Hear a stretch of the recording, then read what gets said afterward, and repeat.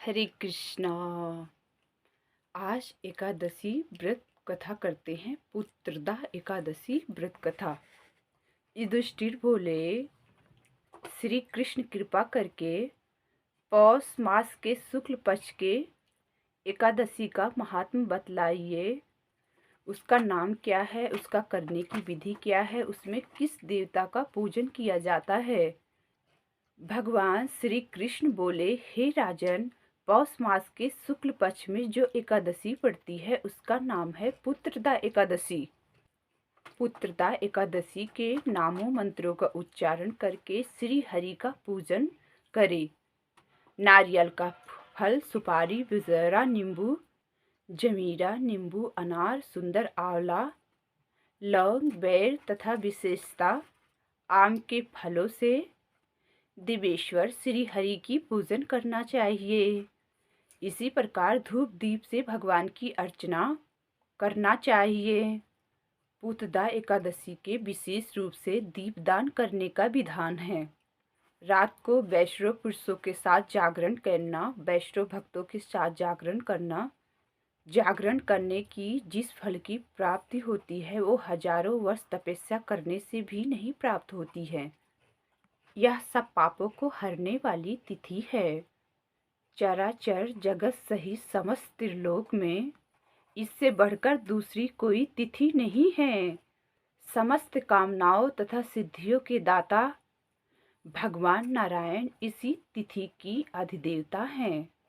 पूर्व काल की बात है कि भद्रावती नगरी में राजा सुकेतुमान राज करते थे। उनकी रानी का नाम चंपा था। राजा को बहुत समय तक कोई वंशाधार पुत्र नहीं प्राप्त हुआ था। इसीलिए पति पत्नी दोनों सदा चिंता में डूबे रहते थे। राजा के पितर उनके दिए हुए जल सुखवाच से गर्म करके पीते थे। राजा के बाद कोई ऐसा और नहीं दिखाई देता था।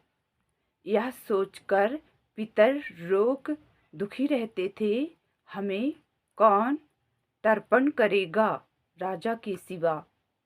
एक दिन राजा घोड़े पे सवार होकर गहन वन में चले गए। पुरोहित आदि किसी को इस बात का पता न था। मृग और पक्षियों से सेवित उस सघन कानन में राजा भ्रमण करने लगे। मार्ग में कहीं उन्हें सियार की बोली सुनाई पड़ती है तो कहीं उल्लुओं की। जहाँ तहाँ भालू और मृग दृष्टिगोचर हो रहे थे। इसी प्रकार घूम घूम के राजा वन का शोभा देख रहे थे। इतने में दोपहर हो गई। राजा को भूख और प्यास लगने लगी। वो जल के खोज में इधर उधर भटकने लगे। किसी पुण्य के प्रभाव से उन्हें एक उत्तम सरोवर दिखाई दिया, जिसके समीप मुनियों का बहुत आश्रम थे। शोभाशाली नरेश उस आश्रमों की तरफ देखा। उत्तम समय शुभ का सूचना देने वाली सुकून होने लगी। राजा का दाहिना हाथ और दाहिना नेत्र फड़कने लगा, जो उत्तम फल का सूचना दे रहा था। सरोवर के तट पे बहुत से मुनि वेद पाठ कर रहे थे। उन्हें देखकर राजा को बहुत हर्ष हुआ। वो घोड़े से उतरकर मुनियों के सामने खड़े हो गए और पृथक पृथक उन सब की वंदना करने लगे। मुनि उत्तम व्रत का पालन करने वाले थे। जब राजा ने बारंबार हाथ जोड़ के दंडवत किया, तब मुनि बोले, राजन, हम लोग तुम पर बहुत प्रसन्न हैं। राजा बोले, आप लोग कौन हैं, आपका क्या नाम है तथा आप लोग किस लिए यहाँ एकत्रित हुए हैं, कृपा हमें बताइए। हम लोग विश्वेश्वर देव हैं, यहाँ स्नान के लिए आए हैं। माघ मास निकट आया है। आज से 5वें दिन माघ का स्नान आरंभ हो जाएगा। आज ही पुत्रदा नाम की एकादशी है। जो इस व्रत का पालन करता है उस मनुष्य को पुत्र प्रदान करती है। राजा ने कहा, विश्वेश्वर देवगढ़, यदि आप लोग प्रसन्न हैं तो मुझे पुत्र दीजिए।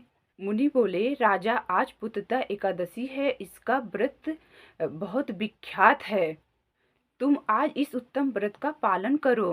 महाराज केशव, भगवान केशव के प्रसाद से पुत्र तुम्हें अवश्य प्राप्त होगा। भगवान श्री कृष्ण कहते हैं, हे युधिष्ठिर, इस उन मुनियों के कहने से राजा ने उत्तम व्रत का पालन किया। महर्षियों के उपदेश के अनुसार विधि पूर्वक व्रत का अनुष्ठान किया। फिर द्वादशी को पारण करके मुनियों के चरणों में बारंबार मस्तक झुकाकर राजा अपने घर आए। तदंतर रानी ने गर्भाधारण किया। प्रसव काल आने पर रानी पूर्णकर्मा राजा को तेजस्वी पुत्र प्राप्त हुआ, जिसने अपने गुणों से अपने पिता को संतुष्ट कर दिया। वह प्रजा का पालक हुआ।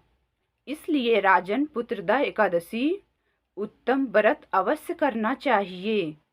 मैंने लोगों के हित के लिए तुम्हारे से इस व्रत का वर्णन किया है। जो मनुष्य एकाग्रचित होकर पुत्रदा एकादशी का व्रत करते हैं, वो इस लोक में पुत्र पाकर मृत्यु के पश्चात स्वर्गागामी होते हैं।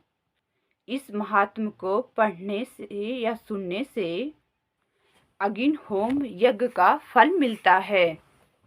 जो भी इस व्रत का पालन करता है उसको पुत्र प्राप्त अवश्य होता है।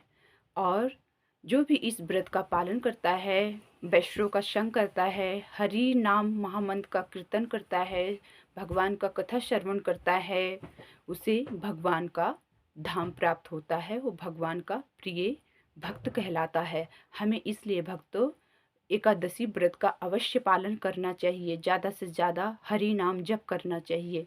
हरे कृष्ण कृष्ण कृष्ण हरे हरे, हरे राम राम राम हरे हरे। गलती क्षमा करना भक्तों। हरे कृष्णा, हरि बोल।